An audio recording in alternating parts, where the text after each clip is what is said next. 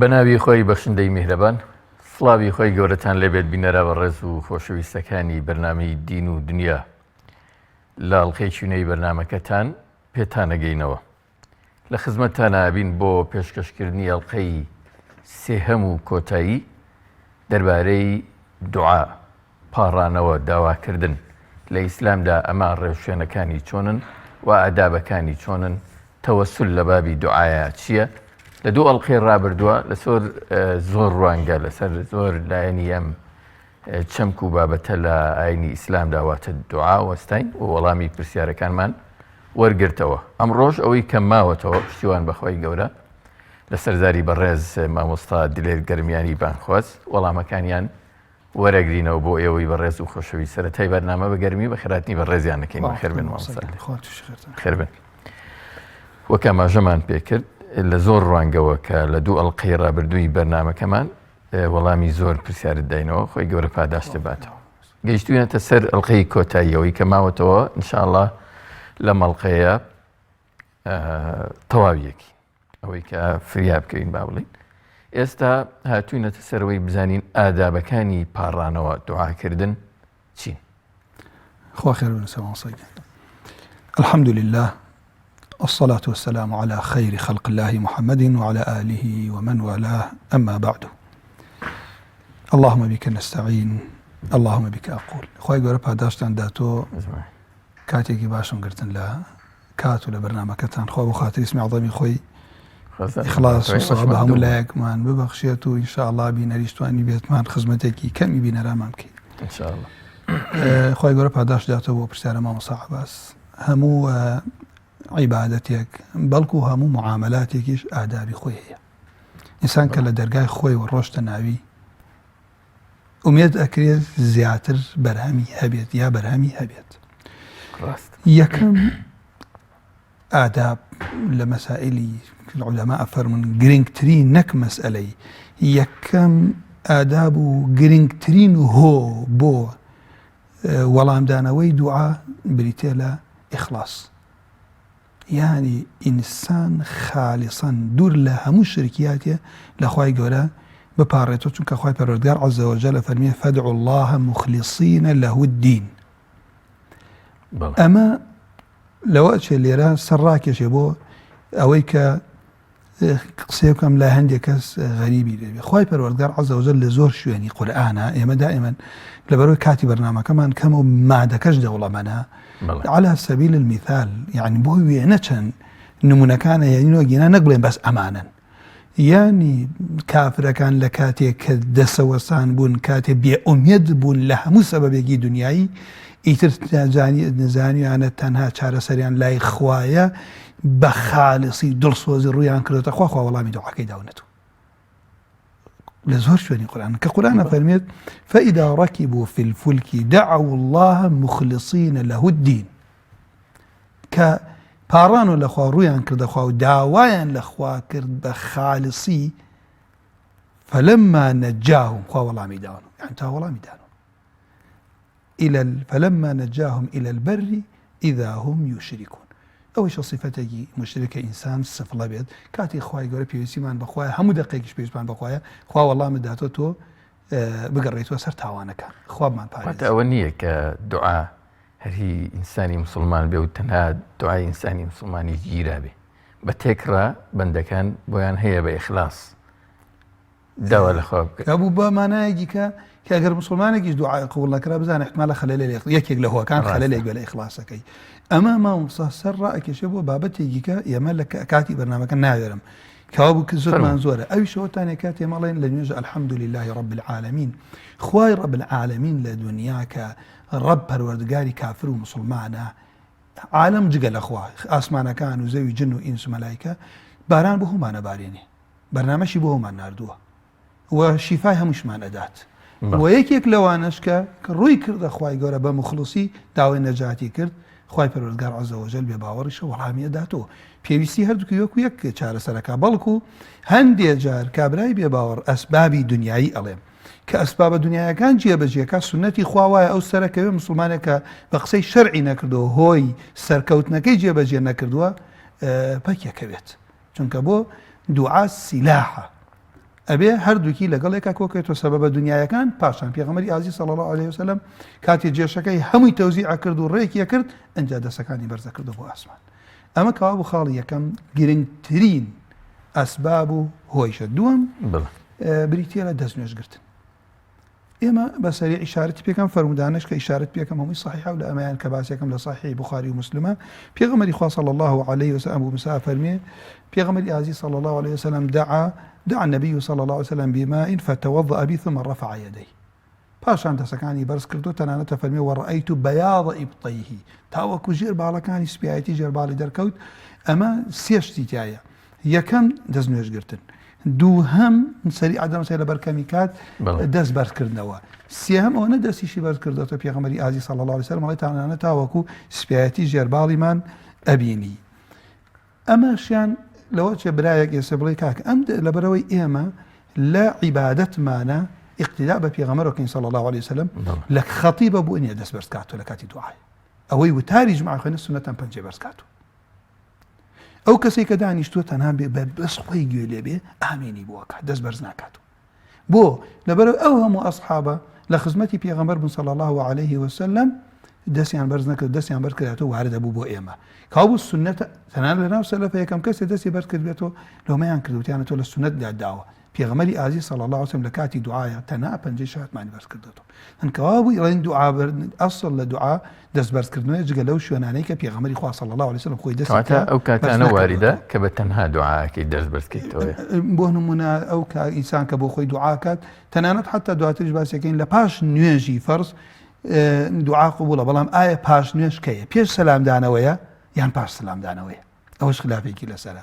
پاشان ڕووکردنە قیبلە مامۆسای زۆر باشە تۆ بۆ وەڵامی ئەوە نادەی تۆ بزانێ ئەوەی کە ئێمە دەبینێ پێش سەلامدانەوە باشترە دوعاکانی بکەین دوای شێخ الإسلام ابن تیمیە فەرمێ کۆمەڵێ لە زانایان تاییدی ڕێیەکانە فەرموون کە پێغەمبەری خوا فەرمێ دوبڕە کولی سەلاتین دوبر لە زبانی عەربیە یعنی پاش ئەڵێ پاشی ئەڵێ پاش لە هەموو شتێکە بریتێ لە بەشێک لەو جسمە دووبوری سەلاتیش ئەفەرمێتەوە لە مناجاتی لەگەڵ خوای پەروەردگار یانی بەشی کۆتایی نوێژ دووبوری هەموو شتێک جزئیەکە لەو شتە کە جزئیەکە لەو شتەڵێت تۆ لە مناجاتی لەگەڵ خوای پەروەردگارە پێش ئەوەی سەلام دەیت تۆ لە مناجاتێک ئەوە کاتی دوعاکردنە لە پاش تەحیات و پێش سەلامدانەوە کە من بەڕێی خۆمەوە ڕێیەکی بەهێزە کابوو تۆ توانی بڵێ سنەت نییە لە پاش نوێژ تەسبیحاتەکە سنەتە ئەوەشە بەشێکە لە دوعای عیبادەی پێوترێ بەڵام وەکو دوعای مەسەلە داوا بکرێت لە خوای گەورە ئینسان ئەگەر ئەتوانێ لە سەجدەبردنە و لە پێش سەلامدانەوەی ئەگەر نەیانتوانی من قسەی دڵی ئەو بینەرە بەڕێزانە ئەگەر نەیانتوانی بە زمانی عەربی ئەو دوعایانە خوالنها دوعای خوای پەروەردگار عەز وەجەل خوای پەروەردگار عەز وەجەل عەلیم بذات الصدور من کە لە ماڵە دەرەچم خوای پەروەردگار عەز وەجەل ئەزانێ من بۆ چی نوێژێگاتم بەڵکم عولەما ڕێیان وایە کە خوای گەورە ئەزانێ ئیتر چ پێویستە کا من لێرە دەنگ بەرز کەمەوە هەتا بۆ نوێژەکەشم بە هەر زبانێک ئەیکەی ئینسان جاری وایە هەر زبانی نییە بە دڵ خواگای لە دڵەکەیتی بە کوردیەکی هەر قەومێ بە زبانی خۆی دوعاکات پاشان مامۆسایان مسألة ركن قبلة أفرميت بيغمر خوا صلى الله عليه وسلم طفيل كري عمرو فرميت هات خزمتي بيغمر صلى الله عليه وسلم يا رسول الله إن دوسا قد عصت أو والله من الندى وأبت فادعوا الله عليها بيغمر خوا صلى الله عليه وسلم فاستقبل رسول الله صلى الله عليه وسلم القبلة ورفع يديه فقال اللهم اهد دوسا أما درسيكي قول أشيتي ئەو فەرمی پێغەمبەری خوا ماوەیەکی زۆر بانگی کردوون وەڵامیان نەداوە تیمای مسلم ڕوایەتێکە دوعایان لێ بکە پێغەمبەری خوا صلی الله عليه وسلم پاشان ڕووی کردە قبلە دەستەکانی بەرز کردووە فەرمی خوای ڕێنمایان کە هیدایەتیان بدە کەوا بوو دەست ڕووکردنە قبلە شێکێکە لە ئادابەکان کە لە زۆر بەڵگەی ترە هاتووە من بەڵگەکان لەبەر کەمی کات هەمووی ناخوێنین کە یەک و دوان وسییان نیە وە هەروەها باسمان کرد پێغەمبەری ئازیز صلی الله عليه وسلم پێمانە فەرمێ إن الله حي كريم كما يليق بجلال صاحب حيايا يستحي إذا رفع الرجل إليه يديه أن يردهما صفرا خائبتين خواهي پروردگار بوشيوي كشايستي خويتي حياءك دسي بندكي بهيش بقرينية دعاء وكدسي بو برسكات يعني بخالي بقرين تو خواهي قول اللي ترازي به هبالغي تزبرس كرنا ولا آداب كانك باسمان كرد اینجا ما مصاحب برام کەوا لێرە ئێمە من شتەکان لە ئامم صفەتی دەستبەرکردنەوەکەشمان باس کرد پێغەمبەری خوا صلی الله علیه و سلم کە دوعای کردە مامۆستاگیان ئاوا ڕووی ناودەستی کرد لە دەموچاوی خۆی ئاوا نەک ئاوا ئەفەرمی پێغەمبەری خوا صلی الله علیه و سلم کاتێ دوعای کرد ئەبی بەکر ئەفەرمێ پێغەمبەری ئازەی فەرموو سەلوا الله ببطون ئەکفکم بە ناودەستان ولا تسألوه بظهورها ئاوین مەکە ئەی باشە چییە کە ڕەسوڵ الله صلی الله علیه و سلم إذا دعا جعل باطن كفيه إلى وجهه ئاوەشەوە ڕووی ناولە پێکردە دەموچاوی ئەمە کەوا بوو ئەم دینەی ئێمە تەماشاکە چەند وردکاری دین بەبێ سونەت ئینسان ناتوانێت لە دین تێبگات نەما نەزانین ئەسڵەن ئێمە چۆن نوێژ بکەین بەیانیان دوو ڕکات بکەین سێ ڕکات بکەین دەنگ بەرز بکەینەوە دەنگ بەرز نەکەینەوە باشن لە ئادابەکانی دوعا مامۆستاگیان ئینسان کە دەست پێ کات فليبدأ بتحميد ربه سبحانه وتعالى بيغمر إخوة صلى الله عليه وسلم إذا صلى أحدكم فليبدأ بتحميد ربه سبحانه والثناء عليه ثم يصلي على النبي صلى الله عليه وسلم ثم يدعو بعد بما شاء تما شاء لي للصلاة لرب معناه دعاية كدعاء كذبابا حمد ثناء إخوة پروردگار دەست پێ بکەن پاشان صلوات بۆ سەر پێغەمبەری ئازیز صلى الله عليه وسلم پاشان ئەوەی کە ئەیەوێ داوای بکات بۆچی بۆ بینەرانی ڕووناکەیتەوە کە حەمد و سەنایی مثلا بە چ زمانێ بیکە بە چ شێوازێک بیکە ئێمە توانی طبعا دائما ئەگەر بتوانین دوعاکانی قورئان و سنەتی پێغەمبەر صلی الله عليه وسلم لەبەر بکەین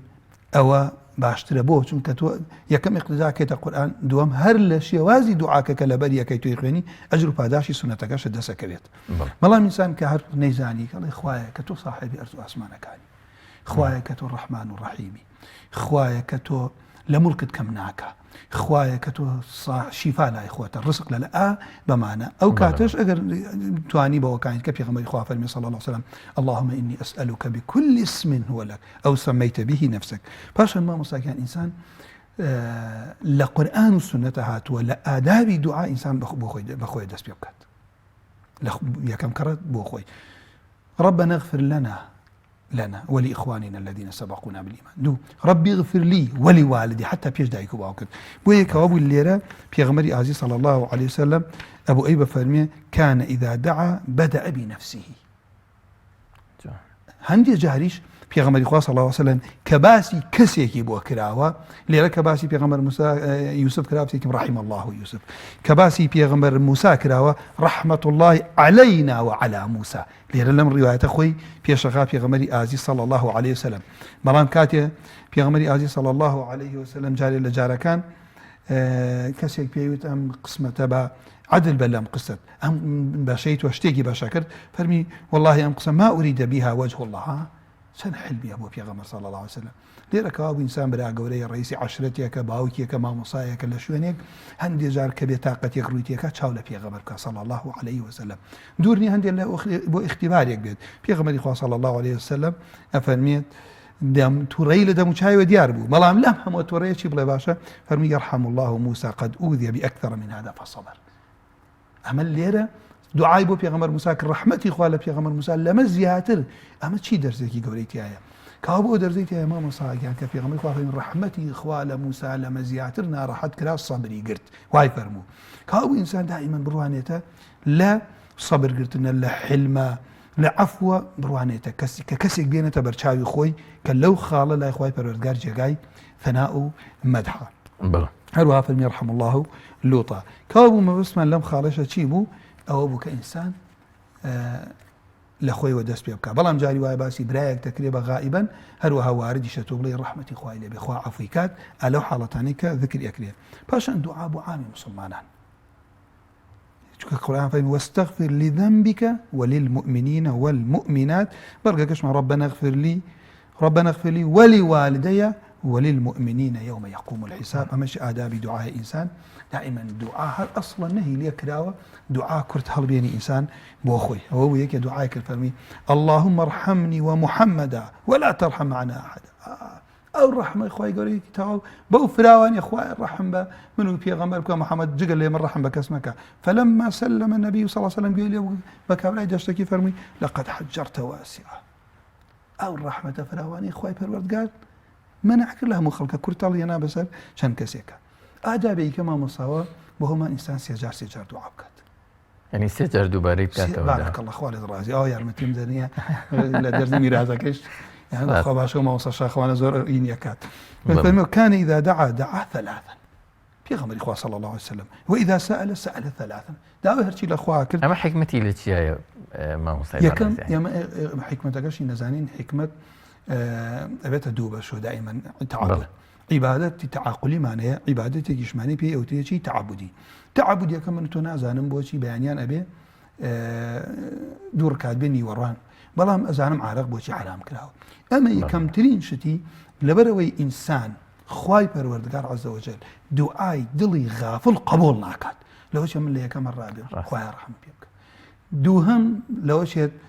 کە دووبارەم کردو بەڵگەی لەسەر و ئاگام سێبارەم کردو بەڵگەی لەسەر و زیاد هەست بە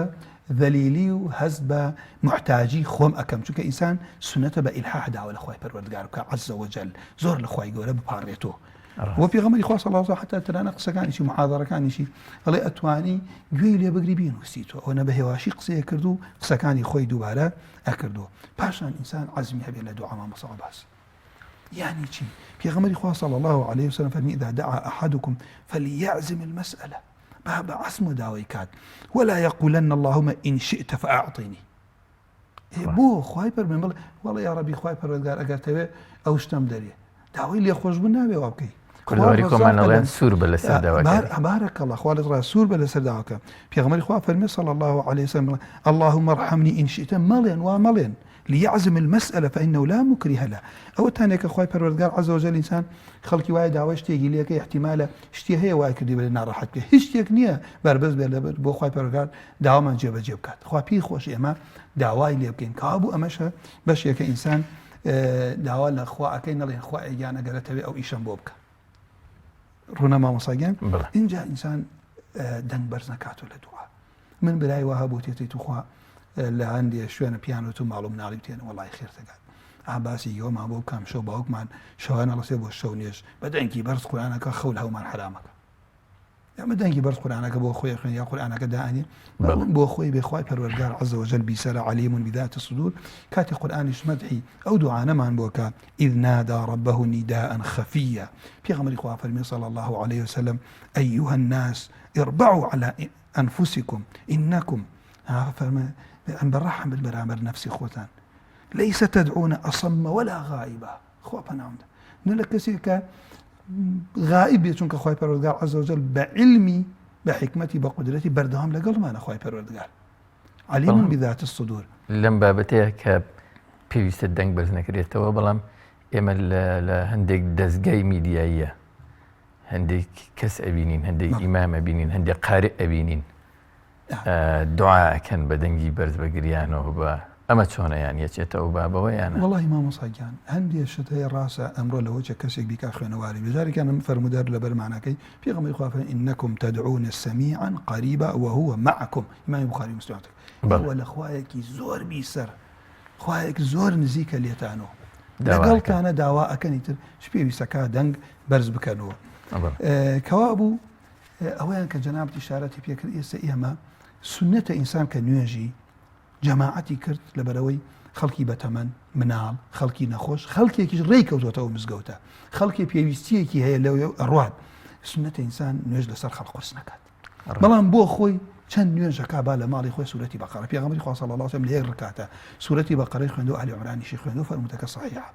بلان بو خلقك في غمر إخوة نيجاكي كور كردوتو كاو إنسان جاري واحد 20 دقيقة نيو ساعات بدنجي برز إنسان الدعاء كسجعي كابكاره يعني السجع بريتي لو كوتاي هنا كان يسمى النثر معناها الشعر معناها وزن قافية هي حتى طبعا علمي عرض بوتاني الشعر فاسد وصحيح ليكاتو ليرة كواب توبروي حزقي كوتاي دعاء كان دوكو يقبنا بالتكليف لأخوات بكي خلقي وهي بيرة نخوش وهي دزنيش هل ناقريت كواب الليرة أو حالتنا كمن قناعتهم وهي مخالفي السنة ونعزيتي خلق ديرة بتأبتي للرمزان ولكاتي قنوتا السنة شوانا إنسان للسنة درنشي وحدي وسطيتي أما لدزقا كان كدعاء اشتكري بو التعليم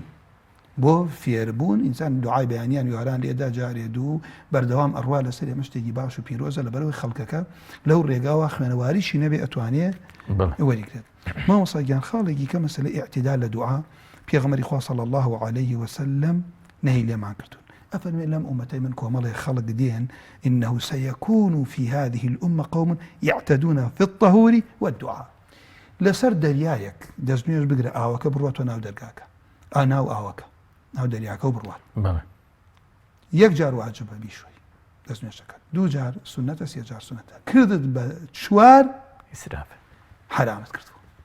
تعداد کردووە ئەمە تەهور ئێستا خەڵکی وایە پێغەمبەری خوا صلی الله علیه وسلم بە یەک گڵاس ئاو دەستنوێژی هەڵگرتووە بە چوار گڵاس ئاو کەڵێم چواری عنیم ساعێک مودێک مود ئەمەتانێ چوار ئەوەنە خۆی شتووە کە ڕیشی درێژ بە پێغەمبەری خوا هەندێک جار قژیشی درێژ بۆ لە ناوشانی بووە کە قژ سنەت نیسان درێژکە عادەت بۆ پێغەمبەری خوا کردوێت ئەوە چ پەیوەندێکی بە دوعاوە هەیە ئەمە مەبەستم لەوەیە حەدیسەکە ڕەبتی بوو لەگەڵ یەکە لەبەر فەرمێن لە دوو شتە ئومەتەکەی من نییە کۆمەڵی لە ئومەتەکەم دێن چییە سنوور ئەبەزێنن کە چی ئەکەن یعتەدونە في الطهور والدعاء طهور ئاوەکەیە طهوریش دەستنوێژەکەیە کەواتە ئەمەیان بۆ دوعاکە ئەبێت چۆن ئەبێت چی بێ ئەوە یەکەم ئەوەتانێ داوای شتێ بکەی کە ئەو شتە بۆت نەبێ داوای بکەیت خوایە نەمرم دوو شوێنێک لە بەهەشتەیە خوای پەروەردگار عەزە وەجەل بۆ پێغەمبەری دانیەوە تەنها خاصە بە پێغەمبەران تۆ داوایەکەی سێ کابرا بەبێ ئەوە ژن بێنێ خوای مناڵم دەرێ ئەسبابی نەگرتووەتە بەر بەبێ سەبەب داوا هەندێک شت ئەمە هەر دوعاکەی بەتاڵە یان گوناهباری شەبێ پێی ئەمە مخالفەی ئەمری پێکەن کەمترین شتی مەکروهە کەمترین شتی مەکروهە چونکە بۆ مجاوزەی حەدی کردووە عولەمای فەرموون چی حتا دەنگ بەرزکردنەوەی زۆر ئەوە لەخوای گەورە بپارێتەوە دەنگ بەرز کاتوە ئەوە یەکێک لەوانە هەندێک لە عولەما فەرموون ئەوەی شەبریتە لە ئیعتیدا لە دوعایە کابوو هەر شتێ لە ئادابەکانی شەرعی دەرچوو کە باسی یەکەی هەر شتێک کە مخالفەی شەرع بوو ئەوە خوای گەورە پەنامامدا لەو بەشەیە چونکە قورئان ئیبن قەییم فەرمێ کە خوای گەورە فەرمێ إنه لا يحب المعتدين خۆ مامۆستا عەباس با من پێت بڵێم لە پێکەنی حەڵاڵە ڕاست پێکەنی نەبێتە سێ بەش ئیبتیسامە سنەتە پێکەنین حەڵاڵە قەهقەهە نەی لێکراوە زۆری پێکەنین دڵ ئەمرێنێ جا توی سەڵ مامۆستا پێویست بە بەرنامەیەکی ئێ باشە زۆر لەسەر فەیسبوک چییە وانی زۆر لەسەر فەیسبوک کابرا نوێژی بەیانەکەی بفەوتێت کاوا بوو ئەم مەسەلەشە بێ ئاگامان لێ بێت ئینسانی موسڵمان دوعایەک نەکات ئەو دوعا ڕێگەی پێ نەدرابێت باشە مامۆستاگیان اینجا مامۆستاگیان لەو ئادابانە علوی هیمەت کە باسمان کرد ئێستا دووبارەی ناکەینەوە پێغەمبەری خوا صلی الله عليه وسلم إذا سأل أحدكم فليكثر فإنما يسأل ربه تو خوایە صاحبی ئەرز و ئاسمانەکانە خوایە کە مڵکی کەم ناکە خوایە قازانج و زەرەرمان لای خوایە شیفامان لای خوایە پاراستنی ماڵ و مناڵ و عزت و دیمان هەمووی لای خوایە ئینسان دەسەوەسانیە چونکەڵێ لە هەموو کەس دەسەوەسانتر پێغەمبەری خوا عاجزترین کەس ئەو کەسەیە کە دەسەوەسانە لە دوعا اینجا بۆیە فەرمیێ کە ئینسانی مسلمان داواشتی گەورە لە خوای پەروەردگار بکات پێغەمبەری خوا فەرمیێ صلی الله عليه وسلم فإذا سألتم الله فاسألوه الفردوس فإنه أوسط الجنة وأعلى الجنة أوسط يعني باشتريان خير تريان وأعلى الجنة كابو چيا عرشي الرحمن لسريتي كابو ليه رب بس ما چيا تو كدواء كإنسان دواء يشتي قوله لو خاب كان براي واي خوش باي كل أخويا كبس نعرش ما جهنم أم تعبير ما بس ما لا إنسان كتوار دعاء كي خواي پروردگار عز وجل دواء فردوس ديك موكو بيغمر صلى الله عليه وسلم پێمان ڕێ ئەجا ئەو خاڵێتریش مامۆسای خۆشەویستم ئینسانی بێ ئاگای لە خۆی بێت سەجع لە دوعا بەکارنێنێ بیری لە لای ئەوە بێت تۆ لە خوا پاڕێتەوە محتەبیرت لە لای کەلیماتەکانت بێت بیری لە لای ئەوە نەبێ شعر ڕێخەی لە کاتی دوعا خوێندندا بەڕاستی من بینی هەندێ مامۆسای بەڕێزی وای ئینشاءڵڵا ئومێدیش وایە مەئجور بێ کاکە گیان ئەبینی وەکو شعرە دوعاکانی ڕاست یان هەمیشە هەر ئەوانن دووبارەیانە کاتەوە کاو بارەکەڵە کاو بۆ چی بکەین ئەوە ئینسان ئەتا ئەتوانێ هەوڵ بدات ئەو دوعانەی کە لە قورئان و سنەتی پێغەمبەر صلی الله عليه وسلم وارد بوو ئەمە طبعا بە کورتی من پاداش باتەوەی ماوەتەوە هەندێک پرسیاری ترمان هەیە مامۆستای بەڕێز وەک چۆن لە عیبادەتەکانی ترە مامۆستای بەڕێز شوێن و کات ڕۆڵی گرنگیان هەیە لە پەرستشە بۆ نمونە مەسەلەن نوێشکردن لە مزگەوتی پێغەمبەرە بەرامبەر بەوەندەیە یان مەسەلەن نوێشکردن لە کاتی شەوە و لە نیوە شەوە ئاوا خێری هەیە وإلى آخره ئایا بۆ دوعاش کات و شوێن کاریگەریان هەیە؟ خۆلت ڕازیم یا ڕەبی بەتەئکید ئەمەشە چی وای لێ ئێمە کردو یعنی تەماشاکە ئەم دینەی ئێمە هیچ نەما بۆمان باس نەکات هەموو شتێکیش بمانەوێ بە شوێنی خۆی بگرێت بگەڕێنەوە بەلای پێغەمبەر صلی الله عليه وسلم لكم في رسول الله أسوة حسنة. یەکەم شت مامۆستا لە کاتی شەوە ئەم فەرمودە ئیمامی مسلم ڕوایەتێکا پێغەمبەری خوا جابر فەرمێ جابری کوڕی عەبدوڵڵاه گوێم لێ بوو پێغەمبەری خوا صلى الله عليه وسلم أي فرموا إن في الليل ساعة لا يوافقها رجل مسلم يسأل الله خيرا من أمر الدنيا والآخرة إلا أعطاه إياه وذلك كل ليلة. همو شبه كاتيكي تيايا أجر خواي رب العالمين بشتواني إنسان بيقول توفيقي ببخشية أو كات الدعاء بكات لأمور دين يا دنيا خواي پروردگار بو جيبه چيك كوابو يك لو كاتانا يان هم بو زمن أشيت هم بو مكان دوهم روجي جمعة. روجي جمعة بيغمري خوا فرمي صلى الله عليه وسلم أوليه فرمي فيه ساعة لا يوافقها عبد مسلم وهو قائم يصلي يسأل الله تعالى شيئا إلا أعطاه إياه وأشار بيده يقبل. كاتيك إلى روجي جمعة زور بي علماء رأيان وآل السلف باش نوجي عسرة دي باشا إيما زور كرت بس عاد لقلها وريك ما نوسي باسا كشتو هاي سيكي دوبارة بونوية زور جيان زوري دوبارة بونوية حيفا إنسان أو كاتانا من يعني حيف أو كاتاني كبيغمري إخوة إشارتي بيكرو إيما محتاج إخوين بكاري نينين اسمه أولم شخص يكن بينيوتي الله يكاكي مثلا كسيك وين لقدر إخوة برقال إيشي دعوه بان خواه زمانه تو إنجرين توشي السجن بوين كراين السجن تاع تحقيقات وصفشان كر هيش نبوه ما بس دعوه معنا كر بانجي خلق معنا كر بو أخلاقي جواني إسلاما طبعا هو بعام لها مزمنك كابراي مشرك موحدي خوشنا كابراي عارق وحزنا كابراي عارق حرامه تاكو تايكي كابراي لكسابة حلال وحرام لك كاتي باسي داس باكي بكين لخوي لدو طاقته ودي والله ما بريار ما عندها شي بكين كاتا كمان توزيعك بالسوار ساعاتك أبي إلا يك من دعابك إلا كاتيك أو كاتي بركة كبيغمري خوا صلى الله عليه وسلم إشارة فكرة خواي قرص رزقاري كدون خواردني آوي زمزم ما وصل بەڵام ئێستا من لەوەشێ برایەک خوشکێ باش وڵام من زۆر جار خواردومە و کاریگەری نەبووە ئەخ من خواردومە و کاریگەری نەبووە لەبەرەوەی ئێمە پێغەمبەری خوا فەرمی صلی الله عليه وسلم وا لە خوا پارەنەوە ئەنتم موقنون بالإجابة یەقینت بخوا وەڵام تەداتۆ چونکە هیچ نییە کە بتوانێت ئەستەغفرڵڵاه جن و ئینس کۆ بێتەوە ناتوانێت ڕێگا بگرێت لە ئەمرێکە خوا بیەوێ ببێت ئەنجا کاتێک لە خوا پارێنەوە ئێوە ئەدوو قورئان الحديث قدسي پیغمبر فرمی خوای گەورە فرمی أنا عند ظن عبدي بي عالمی وایڵێ من ئاوی زەمزەمم خواردووە چۆن بەردێ لە باخەڵم کێتە خوارو هەستم کرد نەخۆشەکە لە گیان کۆتەتە خوارو ئەڵێ چۆن ئەوە هو خەڵکێکی زۆری شەر لە ژیانە بینیمانە خۆی وتێتی وەڵای من ئەو نەخۆشە و نەخۆشەم بۆ خوای پەروەردگار و ئاوی کردسە پێغەمبەری خوا فەرمی صلی الله عليه وسلم ماء زەمزەم لما شرب له بە هەر نیەتێک و ئینسانی خوا جارێ دوو دە تووشی یەئس نەبێ کە شتێکە بەرەکەتێکە خوای پەروەردگار عەزە وەجەل دایەتی ئەم ئومەتە هەر خۆشی لە خۆی معجزەیەکە لەو عەرزە وشکە و ئاوە دەرچووە پێغەمبەری خوا صلی الله عليه وسلم کە لە مەدینە بۆ خەبەری ناردە بۆ مەکەوتێتی ئاوی زەمزەمم بۆ بێنن کە ئینسانی مسلمان بەیانیان هەڵەسێت سورەتی فاتحە بخوێنێ خۆی بیخوات خێزانی بۆ زۆر شت کە نیعمەتێکە خوای گەورە پێدایان بۆ دوعا وەرگرتن پاشان لە سەجدە بردن لە صحیحی مسلمات ئەبوو هورەیرە فەرمێت پێغەمبەری خوا فەرمێت صلی الله عليه وسلم أقرب ما يكون العبد من ربي وهو ساجد فأكثر الدعاء أي تخوي من جاري ويا سبحان الله من بعض شيء خوش باسنا برنامج كما يلقيناك يا من روجك ما مصاقي قراءات ما ابو مصاقي ورزبو وتي والله كسي وتيتي ما مصا برسالي لي كردم اشي وانا علينا آية الكرسي بخيني ملائكة تابعينيت باريزي اي كاك من اي باريز مهز بونا كما يخوم تي اخر اي خيون آية الكرسي سي بيناك وتي والله ما آية الكرسي قوا اخرن الله لا اله الا هو لا تاخذ سنة ولا نوم وتي من ما مصاقي قراءات مليتي انا قام شيطان شو ليتي قا من ما چونکە بۆ نەک هیچ کەلیمەیەکی کەلیمەیەک نییە چونکە یەکێک لەوانەیە هۆیانەی کە دوایی باسەکەین مانعی دوعایە ئینسان بە غافڵی دوعا بکە خواوەری ناگرێ دڵت لە لای نەبوو خواوەری ناگرێ کەوا بوو لە سەجدە بردن پێغەمبەری خوا فەرمیێ فەئەکثیروا الدوعاء من بۆ پەلەما کاکە سەلامە دێنەوە لە مزگەوتەکان هەر کەسێ وای زانتێ جێشی ئینتزاری ئەکات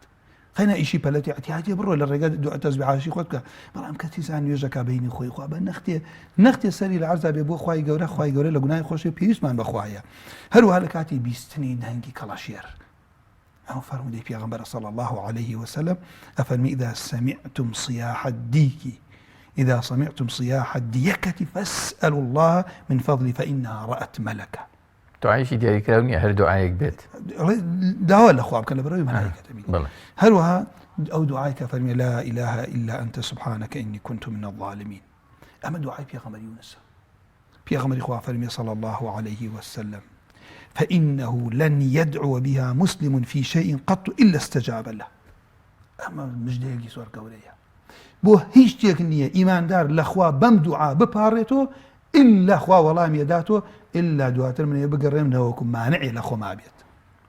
یعنی بەڕاستی مام سەعباسی من زۆر کەڕەت هەر دانیشتین لە پاش نوێژەکانم من خۆم لە خۆم سەرکەم لە شتەکانم لەبەر کردو من بۆ خۆشی ڕۆژەوەتم کە ئاەتەل کورسی لەبەرە خۆم لەبەر نوێژێ ناتوانم بیخوێنم بۆ لەبەرەوەی بەس بەو سەریعێ لەبەر مەکە لە پاش نوێژەکان نەخوێنم بەڵام بڕۆم بەر نوێژەکە بە تەجویدەکە و سێرەکەی نازانی بیخوێنی کاو ئەو دوعا بێ ئینسانی مسلمان ئاگای لێ بێت بەو شێوە بیخوێنێ کە لەزت لە کەلیماتەکان لەزت لە هەست بە محتاجی خۆی بکەم منم تاقیتەکەمەوە پرسیار لە 100 کەس بکە بڵێ کاکە ڕۆشتوی داوای قەرز دەخەڵ کردە چۆن داوات کردو مقدمەیەکی بۆ داهانێ نەختێ مەدحیەکات حرمەتێکی بۆ باسەکە کاکە بەخوا هەستەکە باسی خزمایەتێکی بۆ کەوکرە باسی چاکێکی تۆم هەڵبژاردۆتە سەر کەسێکی ترە لله المثل الأعلى کە قەرز طبيعي پێغەمبەری خوا صلی الله علیه و سلم کەسەی دوو جار قەرز بدە یەک جاری بە سەدەقە بۆ نووسێت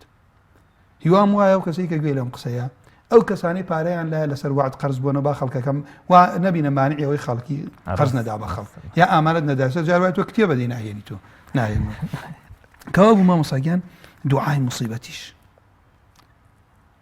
سەلەمە فەرمیێ گوێم لێ بوو پێغەمبەری خوا صلی الله عليه وسلم ئەیفەرموو ما من مسلم تصيبه مصيبة فيقول ما أمره الله إنا لله وإنا إليه راجعون اللهم أجرني في مصيبتي وأخلف لي خيرا منها إلا أخلف الله له خيرا منها ئەمە مژدەیەکی گەورەیە هەر بینەرێگوێی لێمانە کە لە کەسابەتێکە زەرە دەکات خۆشەویستێک لە دەست ئەدات تووشی مصیبەتێک ئەبێت ئەم دوعا بخوێنێ ئیلا خوا بە باشتر بۆی پڕەکاتەوە ئەڵێ کاتی باوکی سەلەمە بردبوون تەسەورم نەئەکرد لە ئەو خێرتر بێ کاتی ئەم دوعام خوێن دوای بوو بە دایکی مادەران تەسەورم نەئەکرد کەسێکم دەستکەوی وەکو لەو باشتر بێت لەبەرەوەی ئەمە لێرە ئەم قسانە ئێمە باسیەکەین ڕاستە شتێکی کورتە و ئەڕوا بەرنامەکە بەڵام ئومێدم وایە زۆر براو خۆشک بەخۆیشمانەوە دواتر مراجعی بکەینەوە ئەم دوعانە ئینسان تۆ ڕۆژانە بێتاقەتە بێ دڵت تەنگە بێ ناڕەحەتێ دێتە سەرت ئینسان ئەم دوعانە بخوێنێ خوا بە باشتر بۆی پڕەکاتەوە اینجا مامۆستاگیان دوعا لە کۆتاییشەوە ئەویان وتمان هەموو شەوێ کاتێکەیە بەڵام پێغەمبەری خوا فەرمیێ صلی الله عليه وسلم ينزل ربنا تبارك وتعالى كل ليلة إلى السماء الدنيا حين يبقى ثلث الليل الآخر أما صفتي إخوان كما يليق بجلاله لبرو بس من يرشتيكي سعادة باسكم ئەان کاتی خۆی کۆمەڵی خەڵک بە عەقڵ وتیانە وەڵای پردی سیڕات ڕاستێ بۆ باریکە خەڵک چۆنە داتە سەری خەڵک بە عەمەلی ئەداتە سەریە بۆ ئێسەوە تەیارەیەک 800 کەسی تایە بەبێ پردی شەڕات کاو ئەمە لە ئیشی خوای گەورە تەسلیمی ئەبین ئەمە دنیای غەیبە چۆن لە خەوە تەسلیمە بمێزە کابرا لە خەویە دوو کەسە پاڵێک خەوتووە ئەمە ئەگری و ئالە ناڕەحەتی ئەویشا لە خۆشیە هەردووکیان نەڵسیان ئاگیان لە یەک نەبووە کاو بوو مەبەستم لێرەیە خوای گەورە کۆتبەشی یەک لەسەر سکەی ثلثی کۆتایی شەو دابەزێ بۆ ئاسمانی دنیا ئەڵێت من يدعو فەرمیێت فيقول من يدعوني فأستجيب له لله المثل الأعلى دائما ئەم نمونە باسکەم بۆ خوا ئێستا دەوڵەمەندێک دەسەڵاتداری بڵێ کاکە بەین سەعات چوار هەر کەسێ بێ ئێمە هەر نەوتیە دەینێ هەر بەرمی لەو سەعات چوار بڵێ تا سەعات پێنج تەوزیعەکەین لله المثل الأعلى کاکە بەیانی ئەو کاتان هەر کەسێ لەوێ ئامادە بێت تیان ڕۆژێک یەکێ لە ڕئیسەکانی وڵاتی عەرەبی ڕێکەوتێتە مزگەوتێک بەیانیانێ ڕالکێ لەوێ یەکی سارێکی پێداوە ئیتر ماوەیەکی زۆر ئەو مزگەوتە بەیانیان کەس نەیگرتووە ئەمە نیە لله المثل الأعلى ئەمە گەر ئێمە خوا باش بناسین کورێش نەبێ لە هەفتەی جارێ دوان لە خەڵەسین خوایەکیان ماڵ و مناڵم بپارێزە لەم هەموو فیتنەی کە ڕووی کردووە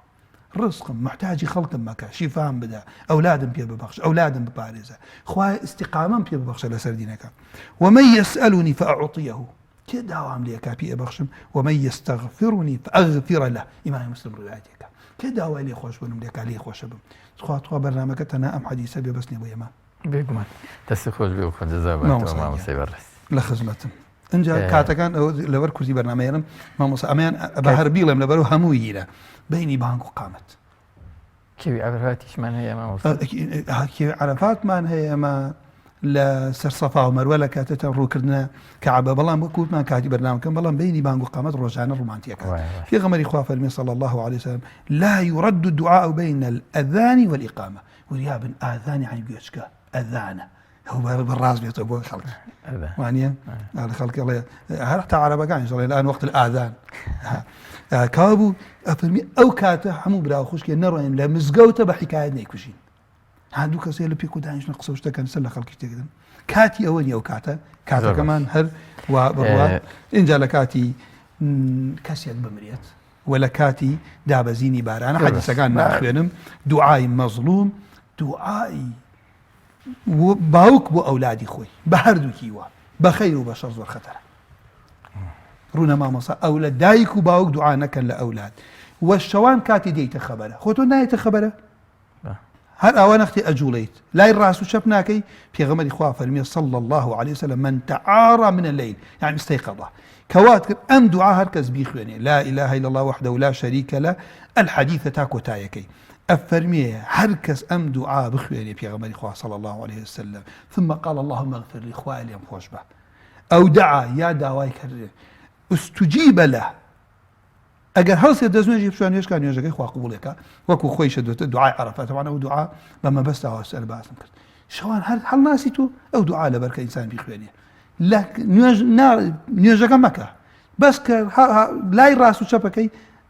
نیو دەقە نابات دوعاکە پێرم لێ خوا لێم خۆش بە ئینجا مامۆساگیان لە خزمەتم خۆزابێتەوە مامۆسای بەڕێز بە بینە سەرەوەی کە هەندێک پرسیاری هەیە بەڕێزان کردویانە لێرە لێ من لە خزمەتی جەنابتە لێتە پرسم دوعا بۆ مردوو لەسەر گۆڕستان یان بە شێوازی تر چەند واریدە لە خوێریە شەگەر کاتێک بوو بووم یەک شتی بەسیتم دەرێ لەبەر چی لەبەر ئەوەی کە باسی ئەزای مەبەستم چی بوو کۆتایەکەی بابێتەوەی کە ئەو شتانە چین کە نایڵێ دوعا قبوڵ بێت زۆر باش بەسەر چاو دوعا مامۆساییان پێغەمبەری عەزیز صلی الله عليه وسلم ئەفەرمیێ فەزوروا القبور فإنها تذكركم الموت من أروم بو سر هر قبريك أبي مردن بير بخاتو تنانت الرين بو سر قبر رسول الله صلى الله عليه وسلم صلواتي بدن دعاي بوكي دو شون سردان بو سر قبر بو تاني إنسان لخوا بباريتو دعاء بكات جائت أو كاته بو خوان بدرجة كم وبير كرنوا عشان دعاك بو مردوكش أكيد كدعاء بو مردوكش هر سنتك داخل بويت أم دعاء أخواني كأفرميت بيغمبري خواه صلى الله عليه وسلم هاولاني في ركر كارون بو سر قبر ساملين السلام على أهل الديار السلام عليكم أهل الديار من المؤمنين والمسلمين وإنا إن شاء الله للاحقون أسأل الله لنا ولكم العافية نك دعوا لوكي شركي أكبر إنساني في الذين درجة خوابنا ممدا مگر تواو موانعي هاي وجاهل بيجينا جناهي لو قورترني كلا غير أخوة دعوك أجر الشهداء يجيبون نابن في إنسان بدعاء كباس الرسول الله صلى الله عليه وسلم السنة وحكمك القرآن بيروزا هاتو فرمي أوان زيندون أو العالمي برزخ الزيندون أجر زيندون أو هم وضعي يتسر مسلمانانا وانيا بيجمع بون ناتواني يعني بجورش ترزين دون أوان أو دنياي حكمي دنياي برزخ إنسان ك يمر سير دار معناه داري دنيا معناه أحكام كتابتي خويه لداري دنيا تو بيغمبر صلى الله عليه وسلم كومال الشت دعوة لك رأي بيغمبر إخوة دعاء موك بلام هيج وارد بو لها مشر ونار راحتي هاتو تسر مسلمانان هيك روش بيت تسر قبر سانكي لأصحابي بيغمبر صلى الله عليه وسلم لتابعين تي بيغمبر إخوة حال ما نوايشتي وكان خير حاشا لبلوان فيه البوب كمردو دعوة لنا كريت كوابو ليرا كما روين سرق السنة كاروين بو زيارة قبر بيغمبر صلى الله عليه وسلم دعاء ناكن صلوات بو بيغمبر إخوان نادين صلى الله عليه وسلم دعاء بو إمام أبو بكر إمام عمر ناكن همو أمة بيغمبر إخوان فرمي همو أمة كوبيت وبخير الميزان عمل ما ناقات عمل أبو بكر بلا ما وصي بلا ما وصخ بدس باتو برسالي دعاء الشر لبرنبر دعاء خيرك لتو القي برنامج معنا وباستشوا بس من كدو دعاء الشر ايش هي دعاء الشر برسالة براسي برسالة خوش دعاء الشر ياقس كردن يعني مسا كسية الرأكات الله خوابي رزقت كات أما دعاء الشر أما اللي رب بيم خوش أم دينا أم شتاشي تركنا كردو برسالة كي زورين بو علەما فەرموون لە قیساسە جایزە. یعنی چی؟ ئەوەنەی پێت ئەوترێتەوە ئەوەنە حەقی خۆت بسێنیت. زیاد نا خۆگەر عەفوی بکەیت و نەیکەیت و دوعای خێریە بکەیت ئەو پلەتە بێ زۆر باشە. بەڵام پێغەمبەری خوا ئەفەرمێ صلی الله عليه وسلم فەرموودەکەی ئیمام مسلم ڕوایەتەکە المستبانی ما قال فعل البادئ. الله أكبر. دوو کەس کە قسە بە یەک ئەڵێن ئەوەی ئەیڵێن تاوانەکەی لەسەر ئەو کەسێکە دەست پێ کات ما لەم یعتەدی المەظلوم بەمەرجێ ئەوەی کە زوڵمی لێ کراوە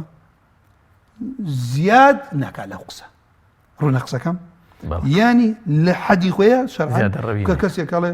خوا لە ناو بەرەویش ئەڵێ خوا خۆت لە ناوبەری ئەمە لە شەرعە ڕێگای پێدراوە. ئەمە چی بوو؟ لەم شوێنە تەنها دوعای شەڕ لە موسڵمان ئەوەنەی خۆی جایزە. بەڵام غەیرە ئەمە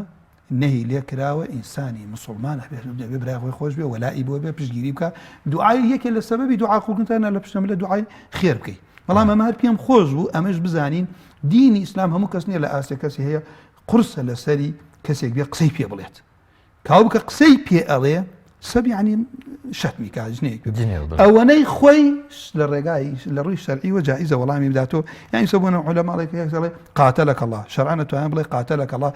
یەک جار ئەو یەک جار تێم یەک جار بڵێ دوو جار بیکات ئەو کاتە زیادەی کردووە زیادەکە جایز نییە لە حەدی خۆی. پاداست بات. مامۆستای بەڕێز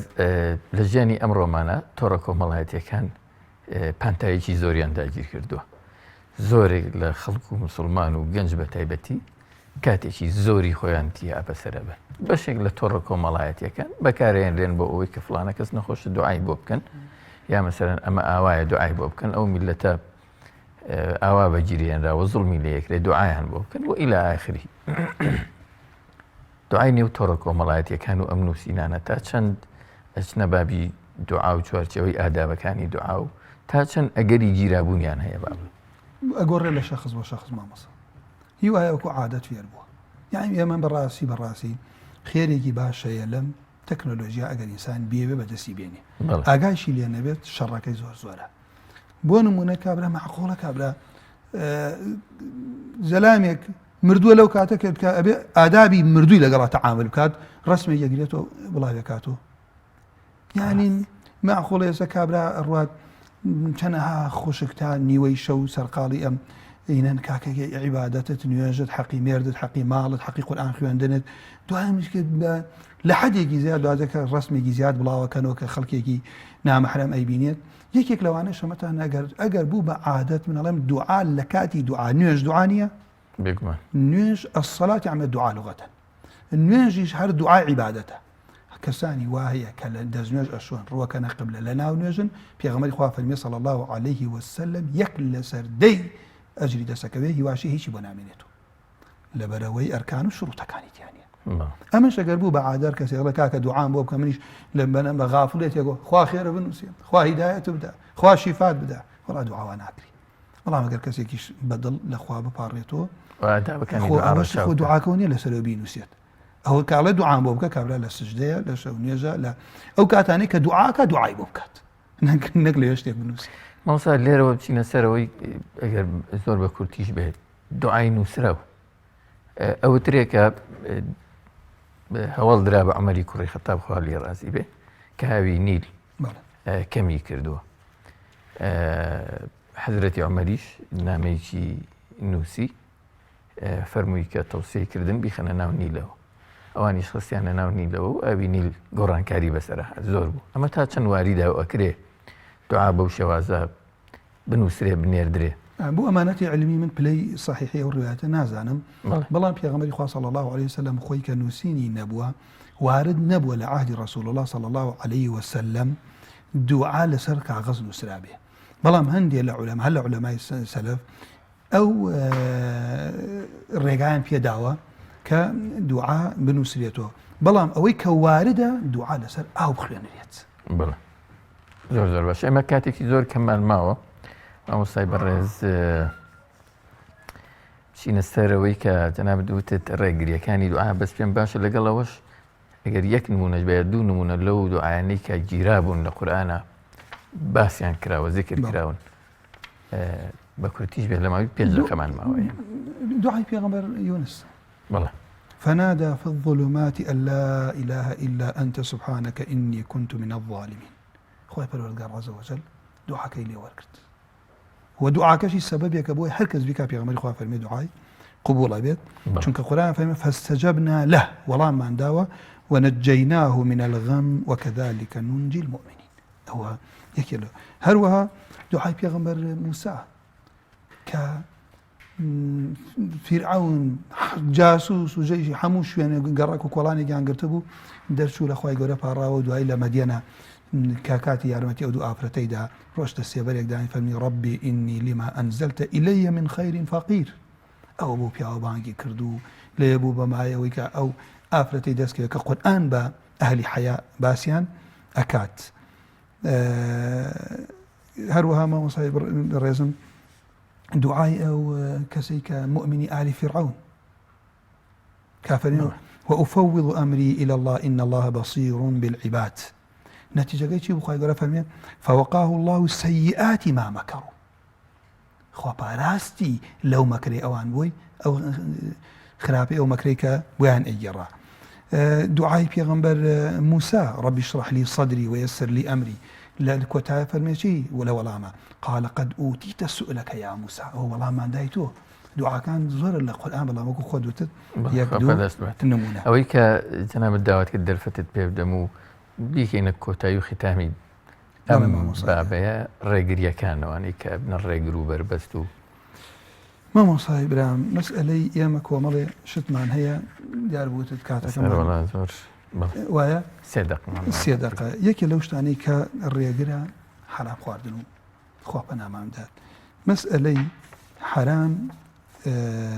موانع دعائك في غمري خواه صلى الله عليه وسلم أفرم في وابو الإرين كد في غمري خواه صلى الله عليه وسلم لباب حرام أفرميت كس يكتيت أشعث أغبر فمطعمه حرام ومشربه حرام وملبس فأنا يستجاب له. أما أبي إنسان أقايل أخوي بأحيانا بخويا بشيتو نوكو حرامي لكاريا لكسابتيا لسير خواردنيكيا هابيت دو مسألة دعاء دلي غافل بيغمري خواه فرمية صلى الله عليه وسلم أو دلانيك غافل خواه پروردگار عز وجل دعاء دلي غافل قبول ناكات كسيكا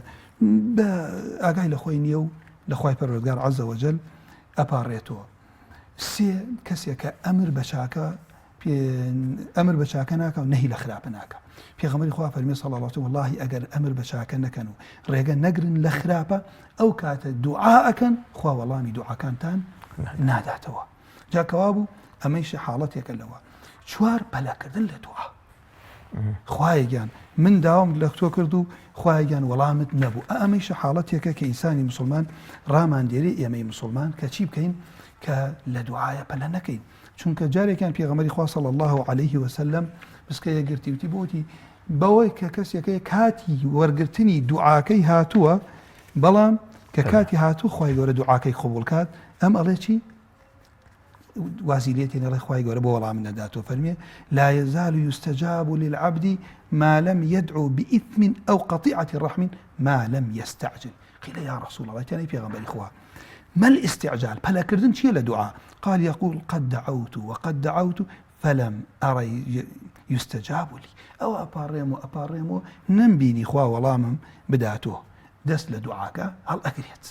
پەلەکردن لە دوعا. اینجا هەروەها خوای گەورە پەنامامدا ئینسان بە یەقین و دوعا نەکات زۆر خەتەرە بە گومان و داوا لە خواکردن بزانە خوای گەورە قبوڵ ناکات و ئاوی زەمزەم ئەنجار لەم کاکە کورە بە ئەم ئاوی زەمزەمەش بخۆین ئەمە بۆ تاقیق خوای گەورە نابێت تاقیقێت توی دڵنیابی خوای گەورە توانای هەیە ئەو شتت بۆ جێبەجێ بکات. پێغەمبەری خوا فەرمی ادعوا الله داوا لە خوا بکەن وأنتم موقنون بالإجابة يقينتان هبه واعلموا أن الله لا يستجيب دعاء من قلب غافل الله بزانا خوا دعاي دلي خلقي بآقا غافل كمشغولة خوا ولي ناقري أو كنت جاري إنسان جاري وعلم لناو هناكيا لناو دعاك لناو نيوجكيا بيري للاش تجيكيا لناو نيوجكيا بيري للاش تجيكيا اینجا ڕسوڵ فەرمی ڕۆژێ دێتە سەر ئومەتەکەم ئەگەر کات نەما پێم بڵێ والله لا هەر يبالي ئەومان المرء پێ بڵێ و بما أخذ المال أمن حلال أم ڕۆژێ دێتە سەر ئومەتمە نازانن ئەو پارەی کە بەدەستێنێ لە حەڵاڵ وەری گرتووە یان لە حرام. پادەست دەباتەوە. ئەمە ئەم زۆر سەیبەڕێز دەتوانین عنیم ماندوومان کردی بە درێژایی سێڵقی ڕابردوو لە بابەتی دووە. واللهی خوا بکەم ئەگەر هەڵەیەک خۆی گەورە بکەم پادەستان خۆش باتەوە. بێت. انشاءالله. خوا بکەم لای خوای ڕەبڵ العالمین قەرزار نەبین لەسەری. زۆر سپاس دەستان خۆش بێ. جەنابەت و کەناڵەکە و ئەو ستافە یا ڕەبی خوا پاداشی ئەوەی لێرەوەی ئەوەی لەسەر کوانترۆڵە خوای گەورە پاداشی خێرتان دات و هەر بینەر و بیسەرێکیش گوێی لێمانە خوا بۆ خاتری ئیسمی عەظەمی خۆی پاداشی خێری ئەوانیش داتەوە. ئێوە گردن مازاکەن ئەگەر حەقی شتەکەم نەدابێ کە چاکەیەکە بوو بێ فەزڵی خوایە ئەگەریش لە هەڵەیەکم کرد بێ خوا لێم خۆش بێ. انشاءالله ماجورە بن. دەستان خۆش سبحانك بێ. اللهم وبحمدك أشهد أن لا إله إلا أنت أستغفرك. بینەرە بەڕێز و خۆشەویستەکان لێرەدا دینە کۆتایی ئەڵقەی ئەم جارەی بەرنامەکەتان بەرنامەی دوورنی دنیا و دینە کۆتایی قسەکردن لەسەر بابی دوعا تا ئەڵقەیەکی تر و بابێکی تر هەمووتان بەخوای گەورە و مەزنە سپێرین شاد و سەرکەوتوو بن خواتان لەگەڵ. زۆر سوپاس. خوا پاداش داتەوە.